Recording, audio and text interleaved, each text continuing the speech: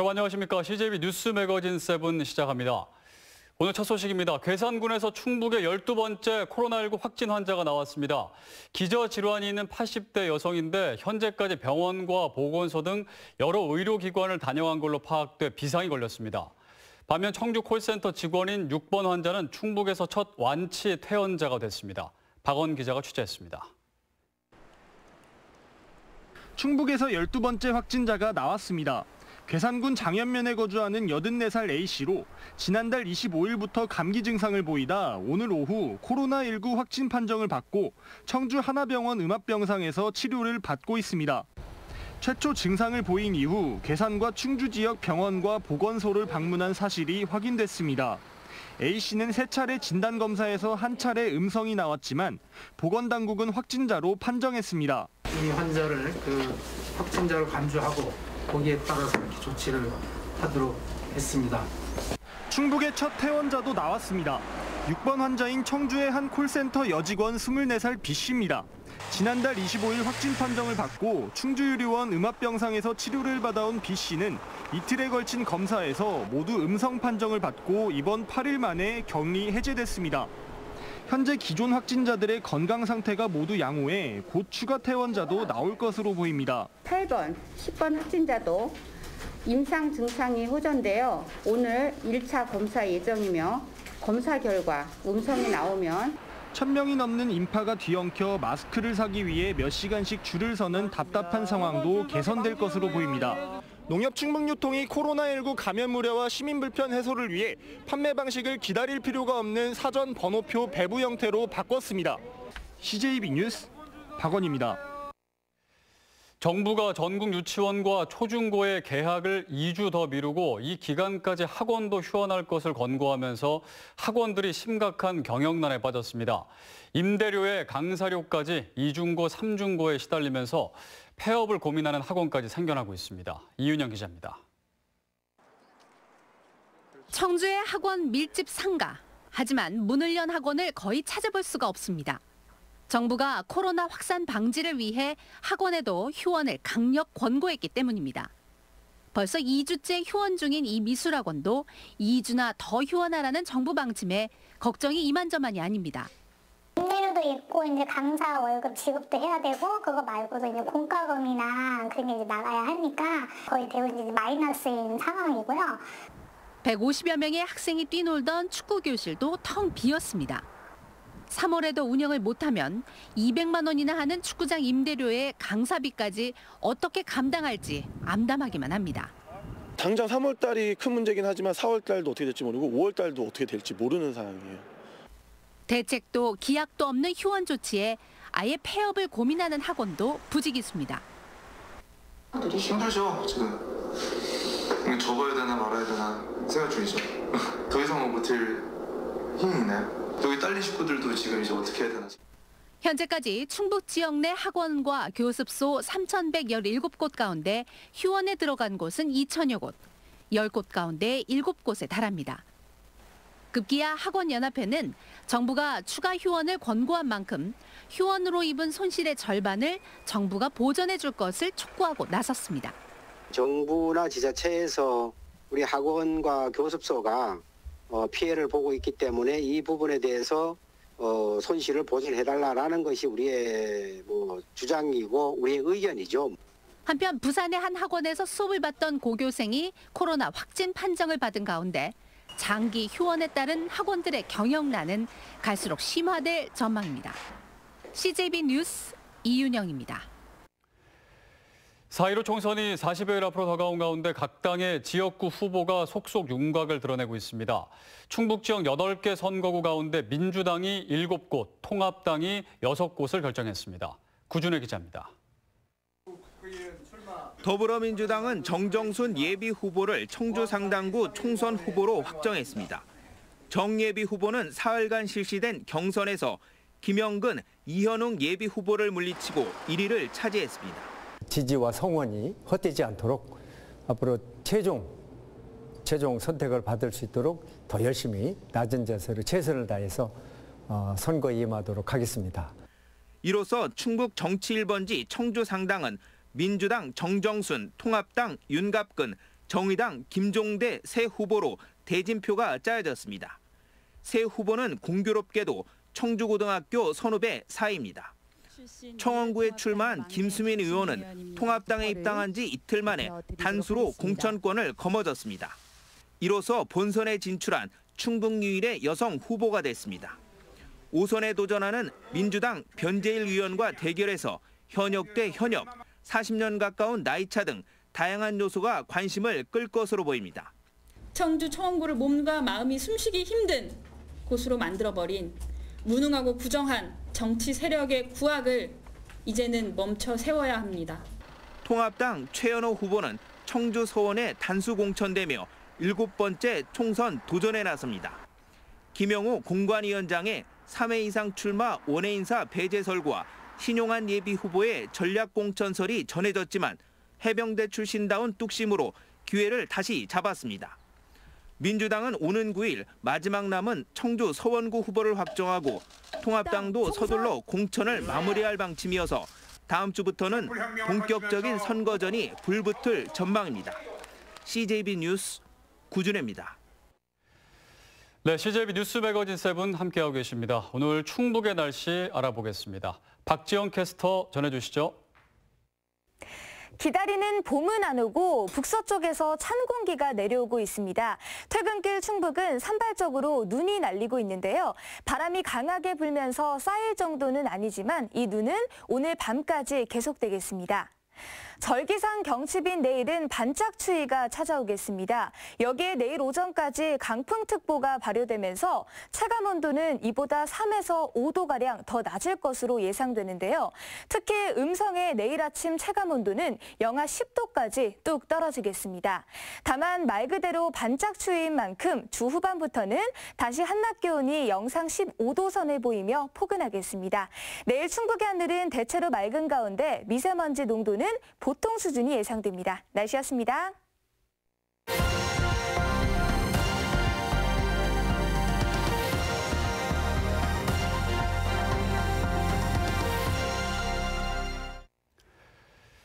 코로나19 사태로 소규모 업체와 자영업자들의 고충 이루 말할 수가 없는데요. 특히 관광 산업이 근간이 되는 영동 지역 경기는 그야말로 최악입니다. 사람은 없고 적자만 보다 보니 아예 영업을 중단하고 문을 닫은 곳도 속출하고 있습니다. 이종우 기자입니다.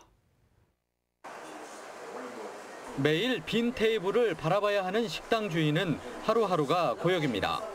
영업을 하면 할수록 적자를 보고 있지만 그렇다고 가게를 접을 수도 없어 속은 타들어갑니다. 인건비 감당이 안 돼 결국 종업원 2명 중 1명은 내보내야만 했습니다. 일하는 사람도 이렇게 그만두라고 하기도 참 애매한 입장이고 그분들도 또 왜 생계가 있잖아요. 그러니까 그런 문제도 어렵고 그렇다고 또 내가 또 어떻게 할 수 있는 장도 못 되고. 관광 1번지 강릉은 특히 관련 업계의 타격이 큽니다.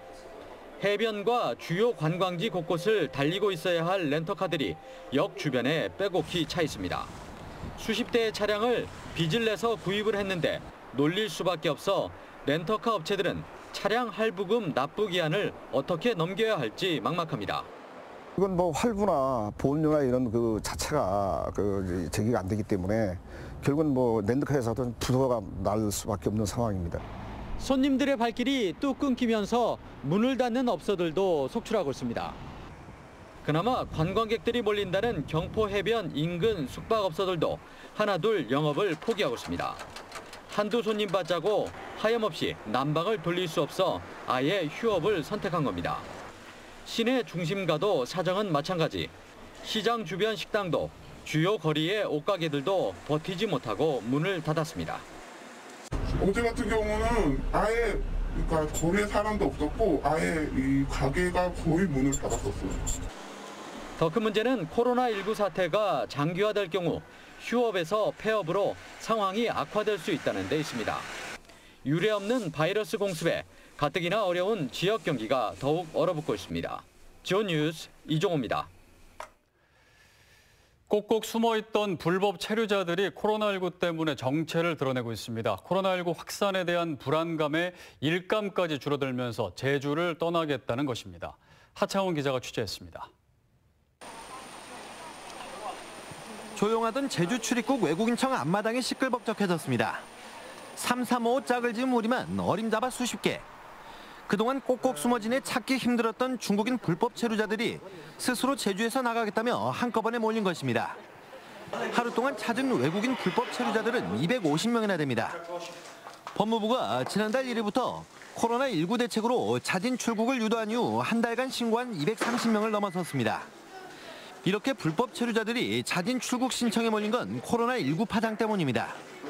국내 확진자가 급속도로 늘어나면서 감염에 대한 걱정이 커지고 확진 판정을 받아도 제대로 치료받지 못할 것이란 불안감이 커지고 있습니다.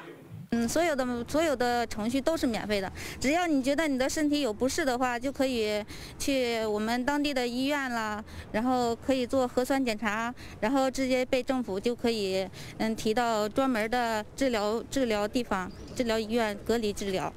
코로나19 여파로 인한 지역 경기 침체도 한몫하고 있습니다. 중국 관광객들이 거의 들어오지 않고 있고 관광업체 경영 압박이 심해지면서 외국인 일자리가 급격히 사라지고 있기 때문입니다. 就是回国呗，现在暂时没有什么事儿。 제주 출입국 외국인청이 파악한 제주적 내 불법 체류자는 10,000명가량. 코로나19로 인한 불안감이 확산되면서 상당수 외국인 불법 체류자들이 스스로 제주를 빠져나갈 것으로 예상되고 있습니다. JIBS 하창훈입니다.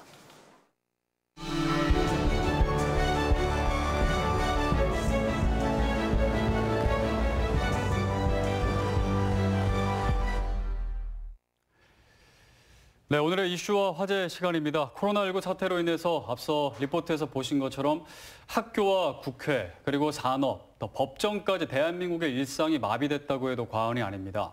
또 이로 인한 피해가 회복되기까지는 상당한 시간이 소요될 것으로 보이는데요. 그래서 오늘은 코로나19가 우리 사회에 미치고 있는 영향에 대해서 이야기 나눠보겠습니다. 김한근 변호사, 권어주 변호사 나와 계십니다. 안녕하십니까? 안녕하십니까? 네. 자, 먼저 두 분 또 변호사시니까 이 코로나 때문에 현재 법원은 어떤 상태인가요? 계속 재판은 열리고 있는 건가요? 네, 저희 청주지방법원도 마찬가지고 전국 법원이 3월 초까지 2주간 일괄해서 법정을 휴정하고 있는 상태입니다. 2주간요? 예, 저희가 2006년도에 법정 휴정 제도가 시행된 이래 사스나 메르스 때도 사실은 휴정을 하지 않았습니다. 그런데 최근에 휴정을 하고 있다는 것은 사안의 심각성을 좀 보여주고 있는 것이라고 보여집니다. 네. 그리고 오늘 추가적으로 또 논의를 해서 전국 법원에서 2주간 또 연장을 하고 있습니다. 그래서 결국 한 달 동안 3월 20일까지 전국 법정이 모두 휴정하게 될 것 같습니다. 아, 지금은 전국 법정이 재판을 안 하고 있는 그런 상황이군요. 네, 그렇습니다. 뭐 아주 긴급한 사건들이 있겠죠. 뭐 형사 구속 사건이나 가처분 등의 사건 등을 제외하면 일반적인 사건들에 있어서는 진행을 하지 않고 있습니다. 네. 그러니까 지금 재판이 안 열리니까 지금 변호사시잖아요. 어떠세요? 그럼 변호사 업계도 지금 재판이 열려야 또 살아갈 수가 있는 건데요. 사실 피해갈 수 없는 것 같아요. 이게 변호사 업계뿐만 아니라 어느 업계도 마찬가지로 이 불황을 피해갈 수가 없는데 특히나 이 어떤 재판 업무가 계속되지 않는 것뿐만 아니라 상담이라든가 대면하는 일 자체가 급속도로 줄고 있기 때문에 불황은 정말 어쩔 수 없이 피해갈 수 없게 됐습니다. 실제로 느끼고 계신가요? 당연합니다. 아무래도 데리고 있는 직원들도 있다 보니까 그 체감이 앞서 리포트에서 나온 것처럼 정말 적지 않은 상황이죠. 네.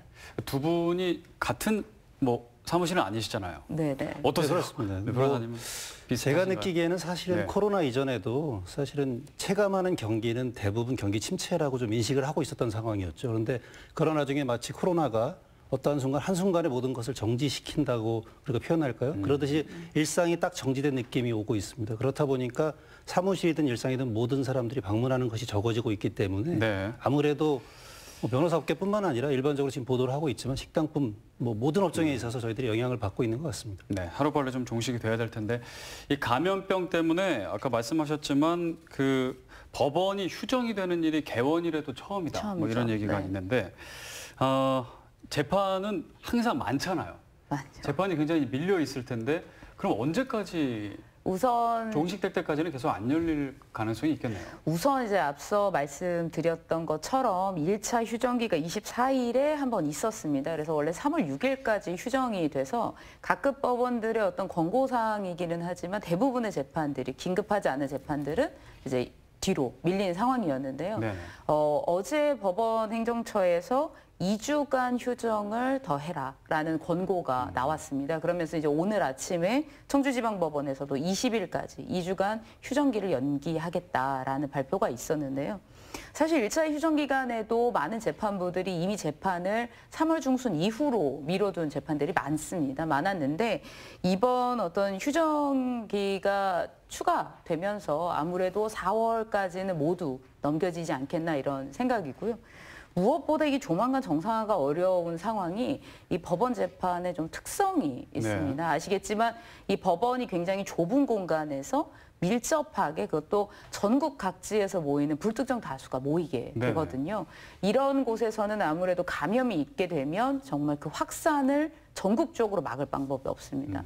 이런 어떤 업무의 특성상 재판 업무 자체에 대해서 어떤 방역을 특별히 할 수 있는 어떤 구분된 이런 것들이 없기 때문에 전국적으로 어떤 휴정기 이후에도 아무래도 조심스러울 수밖에 없지 않나. 그래서 금방 정상화되기는 아무래도 어렵겠다. 이렇게 판단하고 있습니다. 근데 미뤄도 되는 거면 미루면 그냥 괜찮은 건데 긴박하게 이렇게 좀 결정을 재판 판결에 나와야 되는 것도 있잖아요. 그런 거는 지금도 문제가 없나요? 저희가 긴급한 사건들 형사 구속 영장이 청구됐을 때는 당연히 심리를 해야 됩니다. 그래서 그런 것들은 당연히 진행을 하고 있고요. 다만 관계자들의 참석이나 이런 것들을 좀 최소화시키면서 진행을 하는 방향으로 하고 있습니다. 그리고 나머지 것들 같은 경우에는 나머지 사건들은 아무래도 저희가 권 변호사께서 말씀하신 것처럼 확산 추이가 어떻게 되느냐에 따라서 아주 결정적으로 작용하게 될 것 같습니다. 네.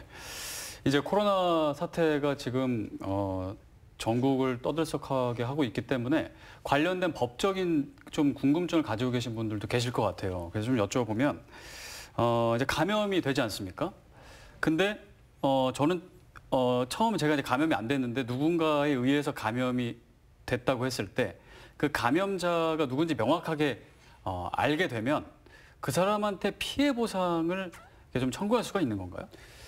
사실 저희가 일반인이라면 누구나 한번 그런 생각을 좀 해볼 수 있을 것 같아요. 그런데 저희가 굉장히 피해가 크잖아요. 민사상 손해배상 청구를 생각하기 위해서는 이 형사상 처벌할 수 있는지를 좀 먼저 살펴봐야 될 것 같습니다. 그래서 만약 이 사람이 자기가 코로나19에 걸린 것을 알고 감염된 것을 알고 고의적으로 누군가에게 전파를 했다면 아마 형법상 상해죄로 처벌이 될 수 있을 겁니다. 그리고 처벌될 수 있고요. 과실로 만약에 알면서도 전파를 했다면 과실치상죄로다 저희가 처벌하는 것도 생각해 볼 수 있을 것입니다. 그런데 저희가 상정하고 있는 상황들은 사실은 일부러 내가 알고서 무언가를 전파한다는 인식을 가지고 하는 게 아니겠죠. 그러면 제가 있다가 나중에 살펴보니 우리 황수동 아나운서가 감염됐다. 이런 식이 될 겁니다. 그렇다면 민사상 불법행위를 청구하기 위해서는 고의과실을 입증을 해야 되는데 아마도 제가 판단하기에는 손해배상 청구를 위한 입증에 있어서의 인과관계 문제에서 좀 걸리지 않을까. 논리적으로는 손해배상 청구가 가능하지만 현실적으로 일반적으로 발생되는 사례에서는 가능하지 않겠다라고 보입니다. 다만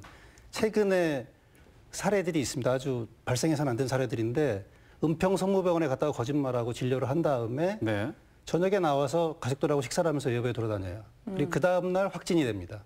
그럼 이 경우에는 충분히 인식할 수 있었기 때문에 이런 사례들에 대해서 만약에 그분이 감염원이라고 판단이 된다면 적어도 민사상 손해배상에 있어서의 책임 문제는 우리가 충분히 좀 검토해 볼 수 있지 않을까 하는 문제가 의견이 될 있습니다. 수 있다라는 거군요. 자, 그리고 현재 이제 문제가 되는 부분이 또 이런 거예요. 현재 그 검사를 받아야 되는데 이제 신천지 같은 경우 그렇죠. 받아야 되는데 자꾸 거부를 한다거나 안 하거나. 그리고 자가격리 대상인데 자가격리하지 않고 밖에 나가서 돌아다닌다거나 이럴 때는 불법 아닌가요? 법적으로 좀 처벌이 가능한가요? 한동안 계속 논의가 많았었죠. 이런 것과 관련돼서 처벌이 없다. 처벌 규정이 없다. 이게 법의 허점이다. 막 이런 이야기가 많았는데 사실상 규정은 있었습니다. 있었는데 이 법률이 왜 지금은 코로나 3법이라고 해서 많이 이야기가 돌고 있는데 주된 이제 가장 메인 법률이 감염병 예방 및 관리에 관한 법률입니다. 여러분들 아시겠지만 얼마 전에 코로나 3법이 제정됐다 이렇게 하지만 사실 제정됐다는 개념은 아니고요. 개정이 이제 있던 법률들이 다수가 개정이 됩니다. 그중에 이 방금 말씀드렸던 이 감염병 예방과 관련된 이 법률이 강하게 개정이 되고 굉장히 빨리 공포가 됩니다. 그리고 시행일도 역시 공포일과 동시에 시행이 되게 됐는데요. 그래서 말씀드린 바와 같이 그 의심 환자가 검사를 안 받는 경우, 이 경우에는 사실 예전에는 처벌이 불가능했거든요. 예전에는 격리를 하거나 입원 치료를 거부하는 경우에만 가능했는데 네. 이 경우에는 이제 검사 자체를 거부하는 경우도 300만 원 이하 벌금을 물릴 수 벌금이 있군요. 있게 됐고 요거보다 이제 더욱더 이제 엄하게 된 것이 확진이 되었는데 입원 치료나 격리 치료 같은 것들을 위반하거나 또는 격리 조치 자체에 대해서 위반하는 경우엔 아무래도 지금 저희가 현 사태에서 보다시피 굉장히 위험성이 높잖아요. 그렇죠. 격리 대상자인데 밖에서 돌아다니는 네, 게 그렇습니다. 문제죠. 그래서 이 부분을 예전에는 벌금으로 사실 처벌을 했었는데 이걸 1년 이하의 징역 그리고 벌금도 1,000만 원 이하의 벌금으로 올립니다. 징역까지 가는군요. 네, 이 전체적으로 굉장히 엄해졌다 이렇게 볼 수 있고요. 말씀드린 바와 같이 3월 4일부터 공포일입니다. 오늘이죠. 그래서 지금부터는 이 부분과 관련된 굉장히 큰 처벌이 가능하다 이렇게 볼 수 있습니다. 그러니까 개정이 됐고 그게 오늘부터 효력이 발생하는 거예요? 네, 그렇습니다. 이 부분과 관련돼서 얼마 전에 구속이냐 뭐 이런 얘기들도 많이 나왔지만 이제 이 위반이 되면 현행범 체포도 얼마든지 가능하고 네. 긴급한 경우에는 이와 관련된 공권력 행사가 그 근거를 갖게 된 거죠. 그러니까 이와 관련된 어떤 국가의 조치 이런 부분에 있어서는 형사처벌이 이제 위반하는 경우는 따를 수 있다 이렇게 네. 인지하셔야 될 것 같습니다. 네. 자, 그렇고요. 또 한 사례가 이제 코로나19 관련해서 검사비가 이제 들잖아요. 근데 검사비를 아끼기 위해서 신천지 교인이라고 거짓말을 한다거나 그리고 가짜 뉴스를 또 퍼뜨리는 경우도 있잖아요. 이런 경우도 또 처벌의 대상이 될 수 있나요? 일단 제 개인적 의견으로는 일단 가짜 뉴스나 아니면 거짓말을 하는 것들은 사회에 불필요한 불안감을 확대 증폭시키는 행위가 아니겠습니까? 그래서 네. 일단 강력하게 좀 처벌을 해야 된다고 보고 있습니다. 그리고 최근에도 마찬가지죠. 일단 검사를 받기 위해서 신천지 교인이라고 속이고 검사를 하고 그러는 행동들을 하고 있습니다, 지금. 그런데 이럴 경우에는 보건소를 우리가 예를 들게 되면 보건소의 검사 업무를 방해하는 것이 됩니다. 그래서 따라서 위계에 의한 공무집행 방해 등으로 처벌이 가능할 것으로 보이고요. 그리고 감염법 예방법에서도 처벌 규정이 있습니다. 따라서 실제로 대전에 있는 20대 같은 경우는 실제 구속된 사례가 있다고도 발표된 바가 있습니다. 그래서 네. 조심하셔야 될 것 같고요. 그리고 가짜뉴스 같은 경우는 더더욱이 좀 해서는 안 될 것 같습니다. 왜냐하면 가짜뉴스 자체가 어떤 특정 인물을 지칭하거나 개인정보에 대한 유혹들이 있을 수 있겠죠. 그래서 발표되는 순간 많은 혼란을 초래하기 때문에 당연히 업무방해는 공공기관뿐만 아니라 어떤 개인적 병원에도 다 일으킬 수 있기 때문에 업무방해가 될 수 있고요. 그다음에 정보통신법을 이용해서 명예훼손을 하는 거기 때문에 카카오톡 같은 데 올리겠죠. 네. 그러면 정보통신망법상 명예훼손도 훼손되기 때문에 강력하게 처벌받을 수 있습니다. 따라서 실제 사례에 있어서도 저 같은 경우는 개인적으로는 단순히 벌금이나 이런 것을 할 것이 아니고 지금 현재 상황에 비춰보면 이런 것들이 가장 중요한 행동 중에 하나이기 때문에 좀 강하게 처벌하는 사례를 좀 보여줄 필요가 있다 이렇게 보여집니다. 말씀대로 지금 그런 문제들과 관련돼서 가장 중요한 부분이 신속한 어떤 처벌과 그로 인한 방지라고 저도 생각하거든요. 혼란을 가중하고 있는 행위들이기 때문에 무엇보다 지금 이런 어떤 공공적인 해를 끼치는 이런 부분들에 대해서는 말씀하신 대로 엄하게 처벌을 하고 있는 그리고 물론 법의 근거가 있어야 합니다만 엄한 처벌과 이에 대한 방지가 정말 적극적으로 저도 필요하다 이렇게 생각합니다. 네. 그러니까 이제 처벌에 사실 그 처벌 결과가 나오기까지는 좀 시간이 걸리는데 그렇죠. 이런 이제 처벌을 할 수 있으니까 조심해라. 어떤 예방의 차원이 사실 더 크겠네요. 그렇습니다. 그리고 입건을 구체적인 사례에 있어서는 입건이 사실 필요합니다. 우리가 여러분들 많이 겪으셨을 테지만 카카오톡 문자 엄청 많이 받으셨을 거예요. 이렇게 네. 하면 예방이 된다. 또는 이렇게 하면 코로나다, 코로나가 아니다. 이런 것들 많았죠. 이런 부분들과 관련돼서 무엇보다 이게 잘못 옮겨졌을 때는 그 자체로 어떤 코로나 자체, 그 자신이 코로나의 질병 자체에 대한 판단을 할 수 있는 근거가 될 수도 있습니다. 이 자체가 가짜뉴스라고도 많이 나왔는데 이런 것들 자체도 공공의 어떤 불안을 야기할 수 있습니다. 좀 더 적극적인 어떤 경찰력의 동원이 필요하지 않는가 이렇게 생각됩니다. 네. 좀 하루빨리 이런 어떤 상황들이 좀 종식이 돼야 될 텐데 좀 짧게 앞으로 어떤 점들이 필요하다고 보시는지 짧게 한 말씀씩 해주시죠.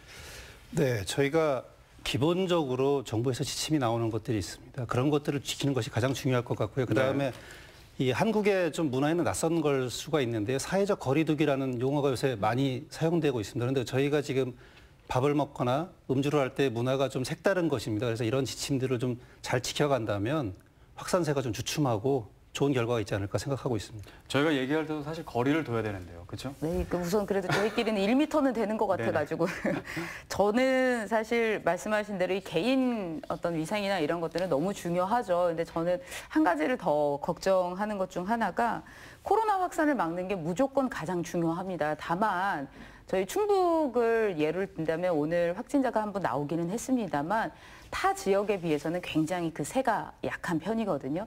네, 안타까운 것은 이 상황에서 이 불황으로 굉장히 고통받는 우리 도민들이 너무 많다는 겁니다.